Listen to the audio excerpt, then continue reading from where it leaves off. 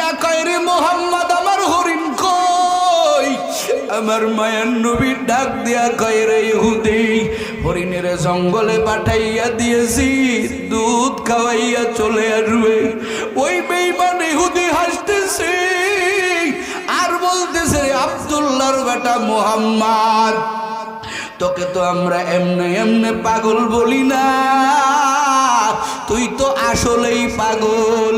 জংলার বান্দা হরিণী, স্বাধীন হরিণীকে বান্দার পরে ছুটিয়া দিলে কি আর পাওয়া যায়? তুই এতটা পাগল, আসলেই তো তোর মতো পাগল কেউ নাই। আমার মায়ার নবীরে পাগল কয়, আমার মায়ার নবী রাগ করে না। এরে যুবক তোমার একটু বলে, মুসল্লি বলে, হাজী সাহেব বলে তুমি রাগ হইয়া যাও, তুমি আলেমগিরি করবার যায় একটু তোমারে জঙ্গিবাদী কয়, উগ্রবাদী কয়, তুমি রাগ হইয়া যাও। ইসলামের ভিতরে রাগ নাই। আমার মায়ার নবী কত গালি শুনেন, আমার পয়গম্বর এতটুকুর জন্য রাগেন না। আমার মায়ার নবী কয় রে ইহুদি ওই হরিণী আমি ছাড়িয়া দিয়েছি, দেখবি ওই হরিণী যথা টাইমে ঠিকই হাজির হয়ে যাবে। এবার ইহুদি হাসতে চার বলতেছে তুমি বড় পাগল। নবী আমার কয় আমারে পাগল বলিস না, আমি ওই হরিণীর জামিনদার হয়ে গেলাম। যেই রশি হরিণের গলায় লাগাইছিলি ওই রশি আমার হাত মোবারকে লাগাইয়া দে। ইহুদি তো এমনি আমার মায়ার নবীর দুশমন, আরো সুযোগ পেয়ে গেল। বলতেছে ঠিক আছে হরিণে যদি না আসে তোমারে তো শেষ করে ফেলবো। আমার মায়ার নবীর হাতে রশি লাগাইয়া দিল। এদিকে হরিণী দৌড়াইতেছে আর খুঁজতেছে আমার বাচ্চাগুলো কই। মায়ার নবী রহমাতুল লিল আলামিনের হাতে আমার গলার রশিটা হাতে ধরায় দিয়ে আসছি। না জানি ওই ইহুদি আমার মায়ার নবীর সঙ্গে কেমন বেয়াদবি করবে। একটা হরিণী হইয়া আমার মায়ার নবীর বেশরমানি চায় না, আমার মায়ার নবী অপমান হবে এটা চায় না। ও বগুড়ার মুসলমান, ও কলিজার টুকরা যুবক, আজকে তুই দিনে দুপুরে দাড়িতে ঘুল লাগায় দাও, আজকে তুমি প্যান্ট শার্ট পরিয়া ঘুরো, আজকে তুমি নবীর সুন্নত মানো না, আমার নবীর দরদ বুঝো না। একটা হরিণ তো আমার মায়ার নবীর দরদ বুঝছে।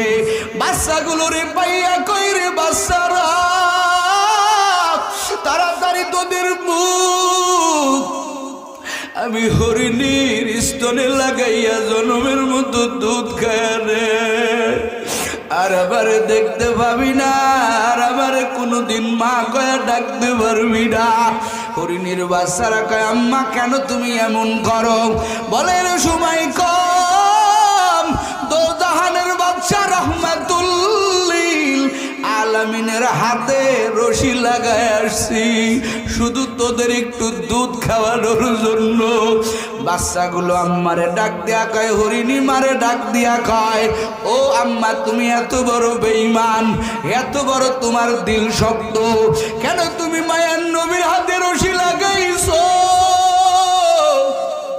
যেই নবীরে না বানাইলে আল্লাহ আমাদেরও বানাইতেন না।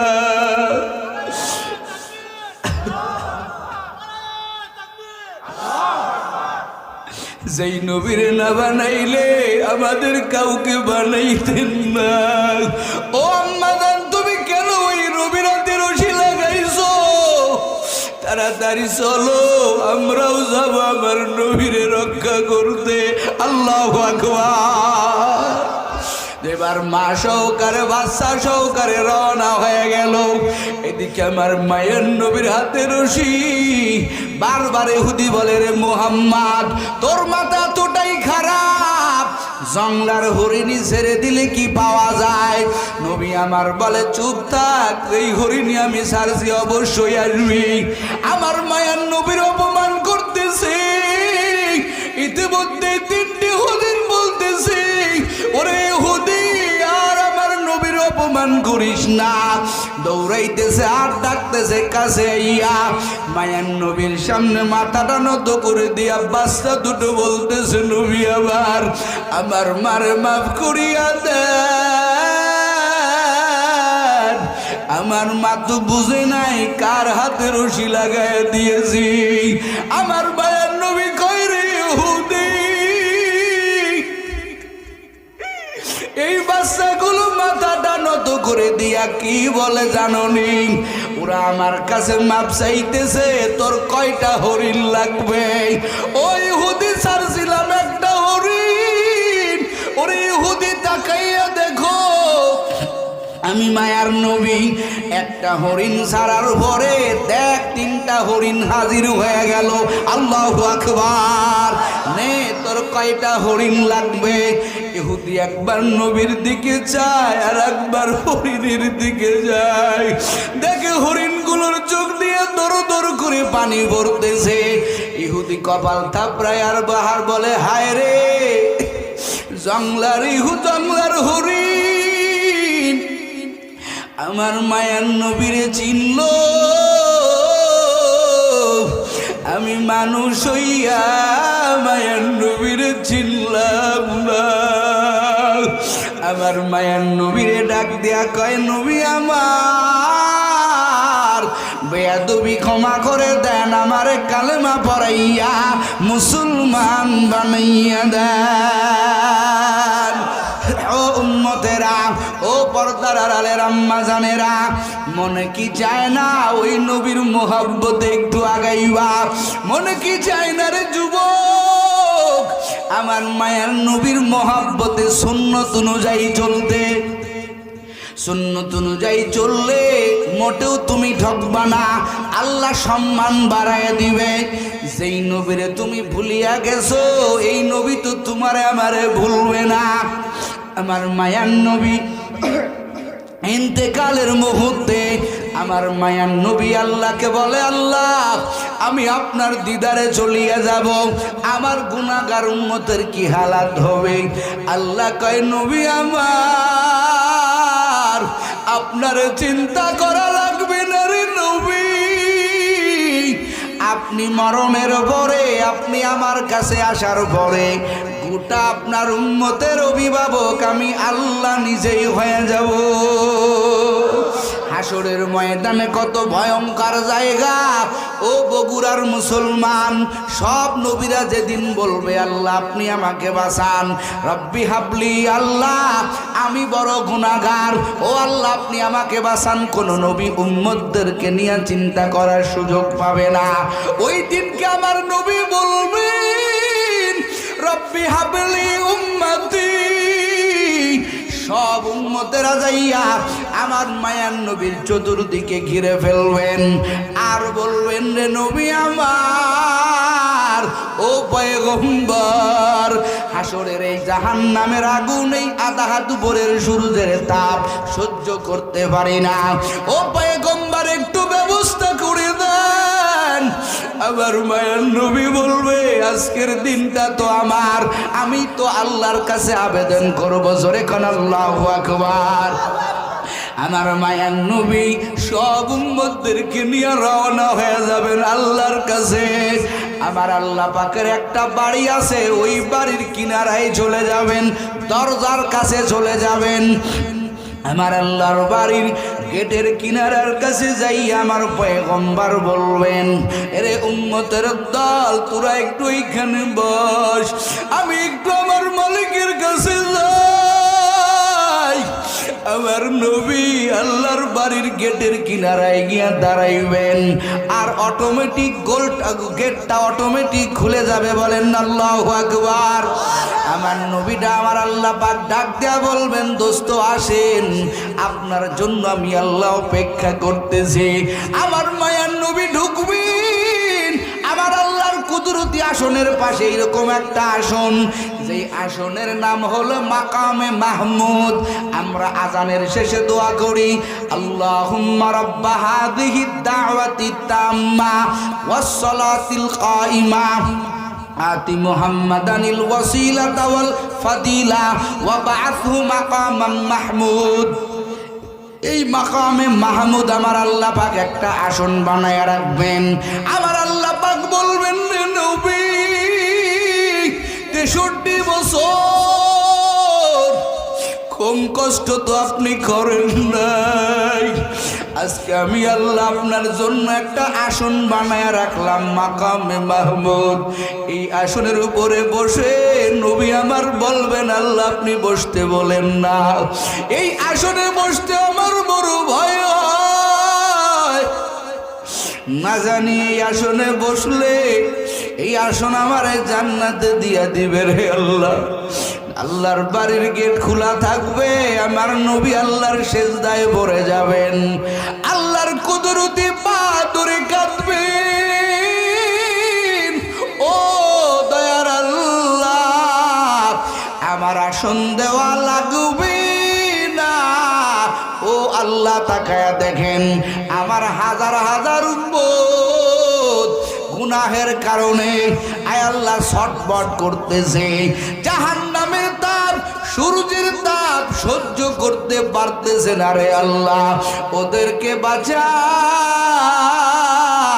আমার আল্লাহ পাক বলবেন, দোস্ত মাথা উঠান, যান যান, আমি আপনার উম্মতদেরকে নাজাতের ব্যবস্থা করে দিলাম।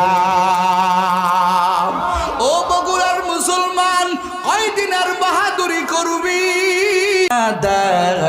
पगर हाले तू ही मेरा निगाहदार, या इलाही मुझसे मुझको दूर कर, ताकि देखो मुझ में तुझको एक नजर। ইব্রাহিম আলাইহিস সালাম সুন্দর করে বাইতুল্লাহ নির্মাণ করলেন, কাজ কমপ্লিট। ইব্রাহিম আলাইহিস সালাম কেমন আল্লাহ কয়, ও খলিল বহুত বড় একটা কাজ করেছো, আমি আল্লাহ খুশি হয়ে গেছি। সুবহানাল্লাহ বলেন। এই মিয়া কথা কন না, জোরে কন সুবহানাল্লাহ, কথা জোরে বলবেন। সুবহানাল্লাহ জোরে বললে ঈমান বাড়বে, কমবে না। আপনারা কি ঈমান বাড়াইতে চান না ঘুমাইতে চান? জোরে কন সুবহানাল্লাহ। ভাইরা আমার, আল্লাহ কয়, ও ইব্রাহিম আমি আল্লাহ তোমার উপরে বড় খুশি। ও পয়গম্বর, এখন তুমি আমার কাছে চাও, যেটা চাইবা আমি আল্লাহ সেটাই তোমাকে দান করব। ইব্রাহিম আলাইহিস সালাম তো খুব চালাক পয়গম্বর, তিনি জানে আগে একবার চাইছিলাম বড় বয়সে, কি চাইছিলাম? আমি আল্লাহর কাছে বলছিলাম, রব্বি হাবলি মিনাস সলিহিন, ও আল্লাহ আমাকে একটা সুন্দর সালেহ সন্তান দান করো। সন্তান কার কাছে চাওয়া লাগবে? কথাখান কার কাছে? নাকি মাজারে, নাকি বাজারে, নাকি পীর বাবার কাছে, নাকি তাবিজের মাধ্যমে? কার কাছে চাইতে হবে? ও আম্মা জানেরা শুনো, যাদের সন্তান নাই, সন্তান দুনিয়ার কোন মানুষ দিতে পারে না, সন্তান দেনেওয়ালা একজন, তিনি কে? আওয়াজ আসতে কেন, জোরে বলেন কে? কোনো মাজারওয়ালা দিতে পারে না, কোনো পীর সাহেব দিতে পারে না। আরে একজন লোক মরার আগেই তো পারে না, তো মরার পরে কবরে গেলে কেমনে দেয়? কথা কন না কে? ও নবীর উম্মতের দল, ইব্রাহিম আলাইহিস সালাম দোয়া করে, রে মালিক নেককার সন্তান দান করেন। আমার আল্লাহ কয়, ও পয়গম্বর ইব্রাহিম আমি আল্লাহ তোমারে সুসংবাদ দিয়া দিলাম, ফাবাশশারনাহু বিগুলামিন হালিম। আমার আল্লাহ কয়, ইব্রাহিম রে, ইসমাইলের মতো একটা সহনশীল সন্তান, একটা ধৈর্যশীল সন্তান, ভদ্রওয়ালা সন্তান আমি আল্লাহ তোমারে দান করলাম। আল্লাহ কয়, আগের বেলায় চাইছিলাম, আমার আল্লাহ সুন্দর একটা সন্তান দিয়েছেন, এখন তো চাইলে ছোটখাটো জিনিস চাবো না। আল্লাহু আকবার বলেন। আল্লাহর কাছে দোয়া করি, ও দয়ার মালিক, আয় আল্লাহ আপনি যেহেতু দিবেন বড়টাই দেন। আয় আল্লাহ আমার ইসমাইলের বংশের ভিতরে আল্লাহ আমি জানি আপনার একজন স্পেশাল পয়গম্বর আছে। সুবহানাল্লাহ। আপনার আপনার একজন স্পেশাল পয়গম্বর আছে রে মালিক। ও আল্লাহ, ও দয়ার মালিক, আয় আল্লাহ, আমার ইসমাইলের বংশের ভিতরে ওই স্পেশাল পয়গম্বর আয় আল্লাহ রাহমাতুল লিল আলামিন আপনি দান করে দেন। আমার আল্লাহ কয়, ইব্রাহিম তুই বড় চালাক। সুবহানাল্লাহ। ইব্রাহিম তুই বড় চালাক, আমি তো এই দোয়া ফেরত দিতে পারি না। কারণ দেখো, তাকাইয়া দেখো, দোয়া করছে খলিলুল্লাহ। কে কতক্ষণ? কে দোয়া করছে? খলিলুল্লাহ, পাশেই সন্তান জবিহুল্লাহ। আল্লাহু আকবার বলেন। দোয়া করছে খলিলুল্লাহ, পাশেই সন্তান আমিন বলছে জবিহুল্লাহ। আবার যেই দপ্তর থেকে দোয়া আসছে সেটা হলো বাইতুল্লাহ। সুবহানাল্লাহ কর না। খলিলুল্লাহ, জবিহুল্লাহ, বাইতুল্লাহ। আমার আল্লাহ কয়, দোয়া করছে আমার খলিলুল্লাহ, আমিন বলছে জবিহুল্লাহ, দপ্তরটা হলো বাইতুল্লাহ। আমি আল্লাহ কেমনে এই দোয়া ফেরত দিব? আমার আল্লাহ কয়, ইব্রাহিম যা যা, আমি আল্লাহ খুশি হয়ে দান করলাম আমার হাবিবুল্লাহ। এ মিয়া, এমনি এমনি রাসূলকে আমরা পাই নাই, দরখাস্তের মাধ্যমে চাওয়া লাগছে। আমার আল্লাহ কবুল করে নিয়েছেন। কথা বলেন ঠিক না বেঠিক? এই জন্য ইসমাইলের বংশধরে একজন পয়গম্বর। কয়জন? কথা কন, কয়জন? কয়জন? একজন পয়গম্বর, যিনি এমন পয়গম্বর, পয়গম্বর ইব্রাহিম আলাইহিস সালামের আরেক সন্তান ইয়াকুব আলাইহিস সালাম। ইয়াকুব আলাইহিস সালামের বংশের নবীর অভাব নাই, কিন্তু ইসমাইলের বংশের নবী নাই।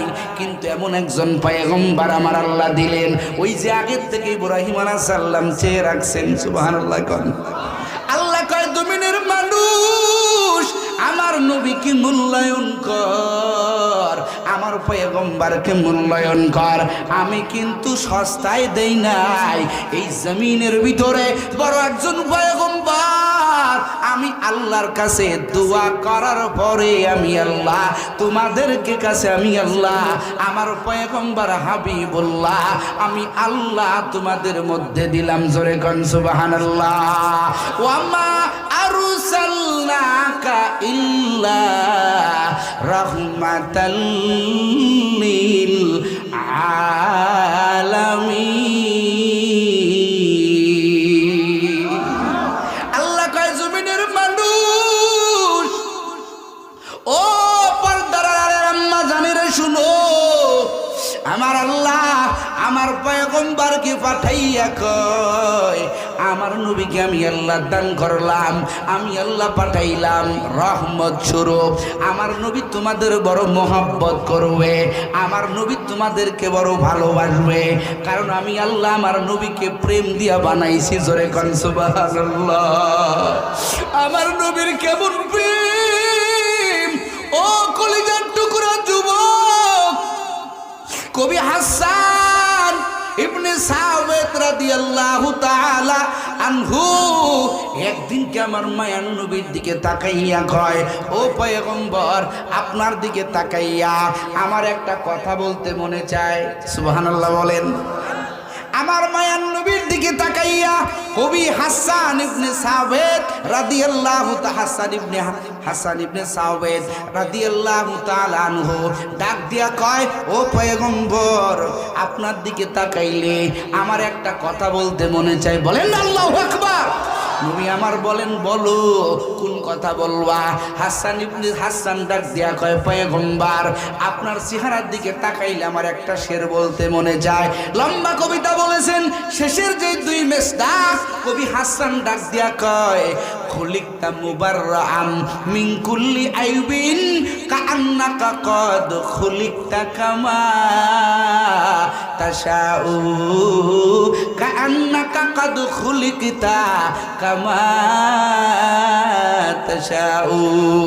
এবার কবি হাসান ডাক দিয়া কয়, পয়গম্বর, আমার আল্লাহ আমার কাছে মনে হয় পুরা পৃথিবী বানাইছে আমার আল্লাহ, কোন বলার দ্বারা ফায়াকুন হয়ে গেছে, কিন্তু আপনার বানানোর বেলায় আমার আল্লাহ কেমনে বানাইছে জানেননি? বলে, আমার আল্লাহ যখন আপনার বানানোর বেলায় সময় আসছে, আমার আল্লাহ আপনারে প্রেম দিয়া দিয়া বানাইছে। আয়েশা সিদ্দিকা রাদিয়াল্লাহু তাআলা আনহা একদিন মায়ার নবীর ডাক দিয়া কয়, একেবারে সবার ছোট স্ত্রী আয়েশা সিদ্দিকা রাদিয়াল্লাহু তাআলা আনহা নবীর কাছে একদিন কয়, পয়গম্বর, বুখারীর হাদিস, নবী আমার একটা কথা বলতে মনে চায়। তা আমার নবী বলেন, বলো। এবার আয়েশা সিদ্দিকা রাদিয়াল্লাহু তাআলা আনহা ডাক দিয়া কয়, পয়গম্বর, মা আরা রাব্বাকা ইল্লা ইউসারিউ ফি হাওয়াকা। আল্লাহু আকবার বলেন।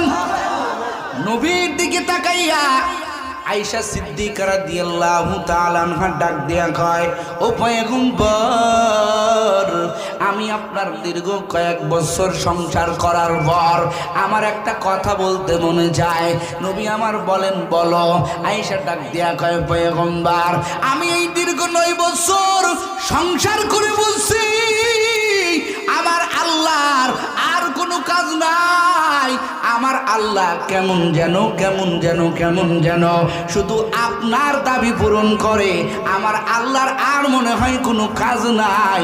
নবীরে জমিনে পাঠাইয়া আমার আল্লাহর শুধু কুদরতি দিলের তামান্না, আমার নবী কোনটা চায় আমি আল্লাহ সেটাই শুধু দিব। নবী আমার কোনো কথা বলে না, তার মানে আয়েশার কথা ঠিক। কথা বলেন ঠিক না বেঠিক? ও নবীর উম্মতের দল, ওই নবীকে আমার আল্লাহ পাঠাইয়া বলেন, ও আমার আদরের বান্দা বান্দির দল, আমি আল্লাহ তোমার কাছে আমার পয়গম্বরকে পাঠাইয়া দিলাম রহমত স্বরূপ। ও আমার বান্দা বান্দির দল, ওই পয়গম্বরকে মহাব্বত করো, ওই পয়গম্বরকে ভালোবাসো। আমার নবীর প্রেমে গাছ পাগল, আমার নবীর প্রেমে সমুদ্রের মাছেরা পাগল, আমার নবীর প্রেমে উহুদ পাহাড় পাগল, আমার নবীর প্রেমে খেজুর গাছ পর্যন্ত পাগল। জোরে কোন সুবহানাল্লাহ। নবী আমার মসজিদে নববী আমাদের মতো টাইস করা মসজিদ না, আমার নবীর মসজিদ এমন মসজিদ, মসজিদে নববী খেজুরের লাকড়ি দ্বারা নির্মিত। এখন তো সরকারেরা অনেক সুন্দর করে বানায় রাখছে, মনে হয় জান্নাতের টুকরা। সুবহানাল্লাহ কোন। রিয়াজুল জান্নার ভিতরে ঢুকলে এত সুন্দর মনোরম। আমার মায়ার নবী বলছেন, আমার হুজরার আমার মেম্বার এর মাঝখানের জায়গাটা হলো রিয়াজুল জান্নাহ, আসলেই জান্নাতের বাগান। সুবহানাল্লাহ বলেন। মদিনার ভিতরে যাইবেন, আমার মায়ার নবীর ওই জায়গাটাই ঢুকবেন, কত মজা। আমার মায়ার নবীর ওই মাঝখানের জায়গা রিয়াজুল জান্নাহ। ও নবীর উম্মতেরা, ও পয়গম্বরের উম্মতেরা, আমার মায়ার নবীকে একটা খেজুর গাছ পর্যন্ত মহাব্বত করলো। কেমন মহাব্বত শুনো। আমার মায়ার নবী মসজিদে যখন খুতবা দিতেন, একটা খেজুর গাছের সঙ্গে আমার মায়ার নবী ট্যাক লাগাইয়া খুতবা দিতেন। বলেন না আল্লাহু আকবার। একদিনকে আমার মায়ার নবীর এক উম্মত, এক মহিলা ডাক দিয়া কয়, পয়গম্বর, আমার একটা ভালো মিস্ত্রি আছে, ও নবী আমার, ওই মিস্ত্রির দ্বারা আপনার একটা সুন্দর মেম্বার বানায় দেই। নবী আমার বলেন, বানায়া দাও। মাইকেরম করে দে ভাই। নবী আমার বলেন, বানায়া দাও। সুন্দর কাঠ দ্বারা নির্মিত একটা মেম্বার বানানো। নবী আমার মেম্বারের উপরে বসে আমার মায়ার নবী খুতবা দিচ্ছেন। এখন দেখে ছোট্ট বাচ্চার কান্নার আওয়াজ। এই হাদিসটা কয়েকটা কিতাবের ভিতরে আসছে রে বাবা। আবু দাউদ শরীফের ভিতরে আসছে, বুখারী শরীফের ভিতরে আসছে। নবী আমার কান থেকে শুনে ছোট্ট বাচ্চার মতো কান্না করতেছি। আমার নবী দেখে কি কান্না করে, তাকাইয়া দেখে এই কান্নার আওয়াজ কোনো মানুষের না, ওই খেজুর গাছ। আমার মায়ার নবীর বিয়োগে আমার মায়ার নবী দূরে গিয়া মেম্বারে বসছে, এই জন্য খেজুর গাছ কান্না করতেছে। ও নবীর উম্মতের দল, হাদিসের ভিতরে পাওয়া যায় আমার মায়ার নবী যাইয়া ওই খেজুর গাছটাকে জড়ায় ধরছে। মানুষ যেরকম বাচ্চাকে ধরে ধরে আদর করি, মা যেমন সন্তানকে জড়ায় ধরে, আদর করে সান্ত্বনা দেয়। সন্তান যখন কান্না করে, ওই খেজুর গাছ কান্না করতেছেন, আমার মায়ার নবী যাইয়া খেজুর গাছকে জড়ায় ধরলেন। এরে খেজুর গাছ তুই কান্না করো না রে খেজুর গাছ, তোর কান্না সহ্য করা যায় না, কান্না করিস না। আমি পয়গম্বর তোর জন্য মালিকের কাছে দোয়া করব। তুই তো মরা, তুই তো মরা, আমি তোর জন্য দোয়া করব। আমার আল্লাহ তোর জীবিত করে দিবেন, এমন দোয়া করব জমিনের অন্য খেজুর গাছ বছরে একবার খেজুর দেবে। আর আমি মায়ার নবী তোর জন্য দোয়া করব, 12 মাস তোর কাছে খেজুর থাকবে। খেজুর গাছ ডাক দেয়া কয়, নবী আমার জীবিত হওয়ার দরকার নাই রে নবী। ও পয়গম্বর, আপনি যখন আমার সাথে ট্যাগ লাগাইয়া আপনি যখন ভাষণ দিতেন, আমার কাছে কত মোহাব্বতের মনে হইতো। আপনার শরীর মোবারক আপনি যখন আমার সঙ্গে লাগাইয়া দিতেন, আমার কাছে যে কত মোহাব্বতের মনে হইতো। ও পয়গম্বর, এই অফারগুলো আমার দরকার নাই। মায়ার নবী খেজুর গাছকে সান্ত্বনা দিতে পারে না। খেজুর গাছ ডাক দিয়া কয়, ও পয়গম্বর, দুনিয়াতে হয়তো আপনার সাথে সঙ্গে থাকতে পারলাম না। ও নবী আমার, এতটুকু আল্লাহর কাছে দোয়া করে দেন, হাসরের ময়দানে আপনি যখন সেই জান্নাতের ভিতরে থাকবেন, আমি খেজুর গাছ যেন আপনার সাথে জান্নাতে থাকতে পারি। আমার মায়ার নবী দোয়া কবুল করলেন। ওই খেজুর গাছটাকে দাফন করে দেওয়া হইল। একটা খেজুর গাছ, নবীর মোহাব্বত কেমন মোহাব্বত, শুধু নবী একটু ট্যাগ লাগাইয়া দাঁড়াইতেন, এরপরে কেমন মোহাব্বত। এই মোহাব্বত প্রকাশ করার জন্য একটা খেজুর গাছ নবীর সাথে জান্নাতে থাকার সৌভাগ্য অর্জন করে ফেলল। ও নবীর উম্মতেরা, আমার নবীকে ভালোবাসো, কেমন মোহাব্বত করবা, বলে জীবনের সব চাইতে বেশি মোহাব্বত করবা। সাহাবায়ে কেরাম দেখায় দিয়েছেন কেমন মোহাব্বত করা দরকার, বলে জীবনের চাইতে বেশি মোহাব্বত করতেন। সুবহানাল্লাহ বলেন। 1 গ্রাম্য সাহাবী, কষ্ট হয় আপনাদের? 1 গ্রাম্য সাহাবী দেখতে কালো। কেমন দেখতে বলেন? কালো। গ্রাম্য সাহাবী। আমার মায়ার নবী কোন গ্রামের লোককেও তাড়াইয়া দিতেন না। ওই সাহাবী শাক বেচত, বাজারে শাকসবজি বেচত। মায়ার নবী মাঝে মাঝে যখন আসতেন, মায়ার নবীর জন্য হাদিয়া নিয়ে আসতেন, শাকসবজি হাদিয়া নিয়ে আসতেন। আমার মায়ার নবী হাদিয়া পাইয়া নিজে পেট ভরে খাইতেন না, আমার মায়ার নবী ওটা সবার মাঝে বন্টন করে দিতেন। সুবহানাল্লাহ বলেন। আমার মায়ার নবী ওরে আবার যাওয়ার সময় কিছু নাস্তা দিয়া দিত। ওই সাহাবী নাস্তা নিয়ে যাইতো, আর অন্য সাহাবীরা বলতো তোর কপাল কত ভালো, বিশ্ব নবী হাত দিয়া করে নাস্তা দিয়েছে, দে আমাদের একটু ভাগ দে। বলে না না, আমার নবী আমারে দিয়েছে, এই বরকত আমি আর কারো দেব না, এটা আমি বাড়ি পর্যন্ত নিয়ে যাইব। এই সাহাবী একদিন কথা শুনে, এই সাহাবী একদিন, হাদিসের কথা কিন্তু বানোয়াট গল্প না, ঘটনা যেটাই বলবো হাদিসে আছে, না তাফসীরের ভিতরে পাবেন। বানোয়াট কিসসা কাহিনী বলার অভ্যাস নাই ভাইয়ার আমার। এই সাহাবী একদিন বাজারে শাকসবজি বিক্রি করতেছেন। আমার মায়ার নবী সাহাবাদের নিয়ে বাজারে যাইতেন, বেশি সময় বাজারে কাটাইতেন না। আমরা তো বাজারে গেলে বাড়ি ঘরের কথাও মনে থাকে না, কথা কয় না।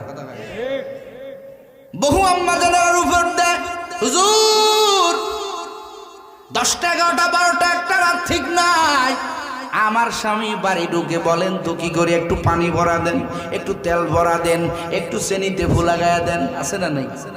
হে মিয়া, বাজারে 10টা 11টা পর্যন্ত 12টা পর্যন্ত সময় কাটাইয়া তুমি আসলা বাড়িতে।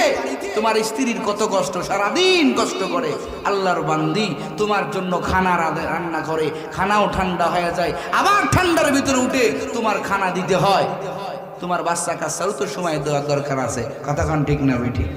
এ নবীর উম্মতের দল, বাজারে যাই আমার নবী কয় আহাব্বুল বিলাদি ইলাল্লাহি মাসাজিদুহা ওয়া আবগাদুল বিলাদি ইলাল্লাহি ওয়া আসওয়াকুহা। আমার পয়গম্বর বলেন, এরে উম্মতের দল, এই জমিনের ভিতরে সবচাইতে দামি জায়গা হলো মসজিদ, আর সবচাইতে বাজে জায়গা, খারাপ জায়গা হলো বাজার। ঠিক কিনা বলেন? কিন্তু আমরা উল্টা হয়ে গেছি, আমরা মসজিদে গেলে তাড়াহুড়া করি, কথা হয় না। জুমার দিনে সবার পরে মসজিদে ঢুকবে, আবার নামাজ 2 রাকাত ফরজ করে আল্লাহর বান্দা বাড়ি আছে না নাই? হায় হায়, এই নামাজগুলো জুমার নামাজ আর নামাজ নাই, কথা হয় না। আজকে তো জুমার নামাজ গেল, হ্যাঁ মসজিদে নামাজের উপরে দৌড়, বলে কোথায় যাও আল্লাহর বান্দা, কই নামাজ শেষ কে বাদাল 4 রাকাত সুন্নাত নামাজ নাই, এগুলো কই পড়বা? বলে হুজুর বাড়ি যা পড়বো, পরে একটা কথা কয় পরে। এরে নবীর উম্মতের দল মসজিদে গেছে সবার পরে, বাড়াইবে সবার আইবে, অথচ নবী আমার বলেন জুমার দিন কোন আল্লাহর বান্দা যদি প্রথম মসজিদে ঢুকে একটা উট কুরবানি করার সব আল্লাহ আমলনামায় দান করেন। ক্ষমতা আছে একটা উট কুরবানি, আপনাদের এলাকায় কেউ উট কুরবানি দিছে? কথা হয় না, দিছে? এরে নবীর উম্মতের দল, যেখানে আগে যাওয়া দরকার সেখানে আগে যাও না। লম্বা লম্বা দাড়ি নিয়ে 4 হোস্টেলে উলঙ্গ নাচ দেখো মুরব্বী, তোমার লজ্জা করে না? কথা কন ঠিক না বেটি? ও মুরব্বীরা, দাড়ি নিয়ে কেমনে টিভির সামনে বসে থাকে? 4 হোস্টেলে মানুষের অভাব নাই, কথা বলেন ঠিক না বেটি? টেলিভিশনে যেই জিনিসগুলো দেখো, বোর প্রতি মোহাব্বত থাকবে কেমনে, কথা কয় না। আবার তখন টেলিভিশন লাগে না, হাতেই তো টেলিভিশন, কথা কয় না। এ যুবক, তোর যৌবন নষ্ট, তোর জীবন নষ্ট, তোর সবকিছু ধ্বংস হয়ে গেল মোবাইলের কারণে, কথা বলেন ঠিক না বেটি? আব্বা আম্মারা টের পাও না ছেলেটার হাতে একটা অ্যান্ড্রয়েড ফোন দিছো, একা একা রাত্রে ঘুমাইতেছে, তুমি মনে করছো আমার সন্তান আরামে দিব্যি ঘুমাইতেছে, দেখো তোমার সন্তানরা 3টা পর্যন্ত মোবাইলের আড্ডা, কথা বলেন না কে? আজকে এই মোবাইলের কারণে আমার যুব সমাজ ধ্বংস হয়ে গেল। চেহারার দিকে তাকাইলে বয়স 14 বছর মনে হয় যে 50 বছর বয়স হয়ে গেছে, কথা হয় না। আমাদের যুবক আগের মুরব্বীদের সাথে এখন আমরা পারবো না, এখনো পারবো না। ওদের যত পাওয়ার, ওদের কাছে আমরা আগাইতে পারবো না। পরীক্ষা করে দেখেন, একটা 50 বছরের লোকের আর একটা 20 বছরের স্যামনারে পরীক্ষা করে দেখেন, ওর চাইতে ওর পাশপাতি ভালো আছে, কথা কয় না। এরা ঠিক মতো ঘুমাইছে, ঠিক মতো খাওয়া দাওয়া করছে, আবার ঘুমের টাইমে ঘুম, কাজের টাইমে কাজ, কথা বলেন ঠিক না বেঠিক? যুবক রে, যৌবন নষ্ট করিস না, তোর চক্ষু নষ্ট, তোর জীবন নষ্ট, তোর মেধা নষ্ট, তোর চেহারা নষ্ট, কথা কন ঠিক না বেঠিক? এরা নবীর উম্মতের দল, বাজার হলো সবচাইতে খারাপ জায়গা। নবী আমার বাজারে যাইতেন, কারণ বাজারও তো যাওয়াই লাগবে, বাজার না হলে তো বাজার সদাই করা যায় না। তোমার যতটুকু প্রয়োজন, এই প্রয়োজনগুলো সারিয়া বাজার থেকে ফেরত চলে আসো। আমার মায়ার নবী বাজারে গেলেন, দেখেন ওই কালো সাহাবীটা শাক বিক্রি করতেছে, সুবহানাল্লাহ। আমার মায়ার নবী পিছন দিক দিয়ে সাহাবাদেরকে বলে, কোনো কথা বলবি না, আমি আজকে একটু মজা করব, বলেন না একটু সুবহানাল্লাহ। আমার মায়ার নবী পিছন দিক দিয়ে যাইয়া ওই কালো বেদুইন সাহাবী, আমার মায়ার নবী যাইয়া ওই সাহাবীটার পিছন দিক দিয়ে জড়ায়া ধরে, পিছনে দিয়া এখান দিয়ে হাত দিয়ে, এখান দিয়ে হাত দিয়ে, গাড়ির উপরে হাত দিয়ে নবী আমার ধরে রাখছে, আর বলতেছে, ও বাজারওয়ালা ভাই, আমার কাছে একটা গোলাম পাওয়া যায়, তোমরা কিনবানি? আল্লাহু আকবার বলেন। মায়ার নবী আমার দেখ বলতেছে, আমার কাছে গোলাম পাওয়া যায়, গোলাম কিনবানি? ওই সাহাবী জানে এই লোকটার কেউ না, আমার মায়ার নবী। আমার মায়ার নবী যখন এই এইভাবে হাত উঁচু করে পিছন দিক দিয়ে ওই সাহাবীর আঞ্জায়া ধরছেন। ওই সাহাবীর পিঠের সাথে আমার মায়ার নবীর সিনা মুবারক লেগে গেছে। আল্লাহু আকবার বলেন। ওই সাহাবী পিঠ দিয়ে শুধু ডলতেছে আর বলতেছে, রে নবী আমার, আপনি আমার আরেকটু খুদ ধরিয়া রাখেন, আমি যে কত সৌভাগ্যবান, আমার পিঠের সঙ্গে আপনার সিনা মুবারক লেগে গেছে। ওরে আমি যখন মরিয়া যাব, আমার আল্লাহ যখন আমারে প্রশ্ন করবে, ও সাহাবী বল বল আমি আল্লাহর জন্য কি আনছো, তখন আমি বলবো, রে মালিক, ও দয়ার আল্লাহ, আমার পিঠটা আপনি চেক করিয়া দেখেন, আপনার নবীর সাথে আমি সাহাবীর সিনার সাথে আমার পিঠ লেগে দিয়েছিল। ওই সাহাবী ছাড়তে নিষেধ করে। কতটা পাগল ছিল আমার নবীর জন্য। ওই খেজুর গাছ আমার নবীর প্রেমে পাগল হওয়ার কারণে আমার আল্লাহ পাক খেজুর গাছকেও জান্নাতের মেহমান বানায় দিলেন। সুবহানাল্লাহ বলেন। শুধু খেজুর গাছ না, আমার নবীকে মোহাব্বত করতেন জংলার হরিণী পর্যন্ত। আল্লাহু আকবার বলেন। ভাইয়ের আমার, জালালাইনের হাসিয়ার ভিতরে ঘটনাটা পাওয়া যায়। আমার মায়ার নবী হাঁটিয়া হাঁটিয়া যাইতেছেন, দেখে রাস্তার ভিতরে একটা হরিণী বান্ধা, হরিণী কান্না করতেছে, কেউ হরিণীর ভাষা বোঝে না। মায়ার নবী যখন ওই হরিণীর পাড়ে দিয়া গাইতেছেন, হরিণী মালিকের কাছে বলতেছে, রে মালিক, ও আল্লাহ, এই নবী আমার কাছ দিয়া যাবে, এই নবী দরদি নবী, ও আল্লাহ, এই নবীর সাথে আমি একটু কথা বলবো, আল্লাহ আপনি আমার জবানটা খুলে দেন। আমার আল্লাহ পারেন কি পারেন না হরিণের জবান খুলে দিতে? কথা কান পারেন কি পারেন না? কিছু নাস্তিকেরা বলে এগুলো কেমনে হয়, বলে এগুলো এমনেই হয়। আল্লাহ পাইলে, আল্লাহ যদি কিছু চান সেটা এমনেই পারেন, কাহার থেকে অনুমতি নেওয়া লাগে না। কথা বলেন ঠিক না বেঠি? আমার আল্লাহ হরিণীরে বলে, ও হরিণী যা যা, আমি আল্লাহ তোকে কথা বলার সুযোগ দান করলাম। সুবহানাল্লাহ বলেন। আমার মায়ার নবী হরিণীর কাছে আগায় গেলেন, যাইয়া হরিণী বলতেছে, নবী আমার, বেঈমান কাফের আমারে আটকায়েছে, আমি বন্দী হয়ে গেছি। ও নবী আমার, কিন্তু আমার এতে কোনো আফসোস নাই। আমি খাবারের সন্ধানে জংলার কোনায় কোনায় ঘুরাইতেছিলাম, কারণ আমি যদি খানা খাই, আমি যদি পাতা টাতা ঠিক মতো খাই, আমার স্তনে দুধ আসবে, আমার দুইটা বাচ্চা আছে, এদেরকে আমি খাওয়াইতে পারবো। ওরা আসার সময়ও কত কান্না করেছে, কিন্তু এই বেঈমান আমার হাতে রশি লাগাইয়া দিয়েছে, আমার গলায় রশি পরাইয়া দিয়েছে। রে নবী আমার, ওই বাচ্চা দুটো কান্না করতেছে, ও পয়গম্বর, কেউ আমার দরদ বুঝবে না, একটু আপনি এখানে বসে, আমি একটু দৌড়াইয়া যাব, আর আমার বাচ্চা দুটারে আমি একটু দুধ খাওয়াইয়া চলে আসবো।